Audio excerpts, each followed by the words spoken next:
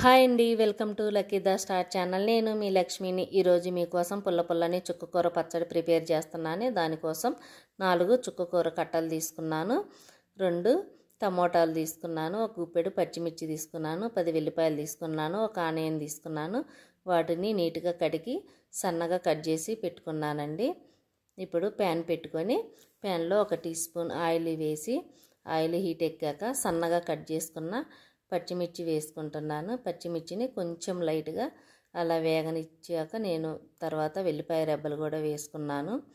వెల్లిపాయ రెబ్బలు వేసుకున్నాక కొంచెం కట్ చేసిన టమోటాలు కూడా వేసుకున్నానండి. కంపల్సరీ ట్రై చేయండి. గోంగూర పచ్చడి కన్నా ఈ చుక్కకూర పచ్చడి చాలా బాగుంటుంది టేస్ట్. ఇప్పుడు నేను చుక్కకూరను అయితే కట్ చేసుకోలేదండి, డైరెక్ట్ అలా అడ్డంగా తుంపేసుకుంటున్నాను. చూడండి, నేనైతే చుక్కకూరని ఓన్లీ అలాగా అడ్డంగా అలానేసి వేసేసుకున్నాను. కంపల్సరీ ట్రై చేయండి చుక్కకూర పచ్చడిని, చాలా బాగుంటుంది. రోటితోటి పని లేదు, మిక్సీతోటి పని లేదండి. 5 నిమిషాలలో చుక్కకూర పచ్చడి చేసేసుకోవచ్చు. ఇప్పుడు దానిలోకి చిటికెడంతా పసుపు వేసుకున్నాను, సరిపడినంత రాక్ సాల్ట్ వేసుకొని కొంచెం ఆకున్న కూరని అలా కలబెట్టుకొని మూత పెట్టి మగ్గించుకుందామండి. త్వరగా మగ్గిపోయిద్దండి, చాలా స్మూత్గా అయిపోయింది. చూడండి ఎలా మగ్గిపోయిందో. ఇంకొకసారి అలా మగ్గితే చాలా స్మూత్గా అయిపోయిందండి. నాకైతే ఉప్పు కారం అన్నీ సరిపోయినాయి పర్ఫెక్ట్గా. మీరు ఒకసారి చూసుకోండి మీ కారం ఉప్పుని బట్టి. ఇప్పుడు పోపు పెట్టుకుందామండి.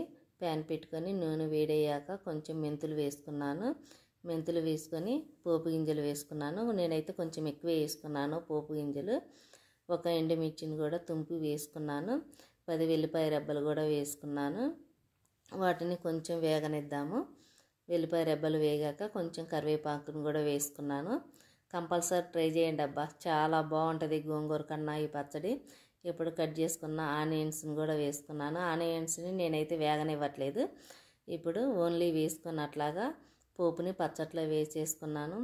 ఇప్పుడు వేడి వేడి అన్నంలోకి చుక్కకూర పచ్చడి వేసుకొని తింటే ఉంటుంది అదుర్స్. కంపల్సరీ ట్రై చేసి నాకు కామెంట్ పెట్టండి పచ్చడి ఎలాగ ఉందో. Like, share, subscribe.